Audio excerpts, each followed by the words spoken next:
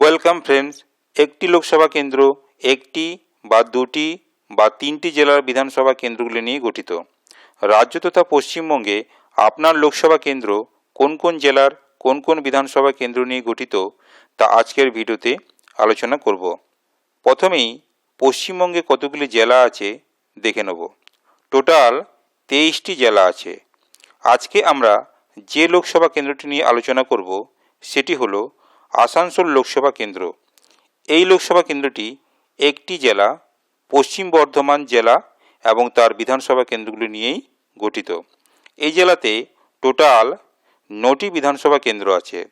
তার মধ্যে পাণ্ডবেশ্বর, রানীগঞ্জ, জামুরিয়া, আসানসোল দক্ষিণ, আসানসোল উত্তর, কুলটি এবং বারাবণী এই 7টি বিধানসভা কেন্দ্র নিয়ে আসানসোল লোকসভা কেন্দ্রটি গঠিত। আপনাদেরকে একটি ছোট্ট ইনফরমেশন দেওয়ার চেষ্টা করলাম। ভিডিওটি ভালো লাগলে শেয়ার করবেন। আপনারা ভালো থাকবেন, সুস্থ থাকবেন। ধন্যবাদ।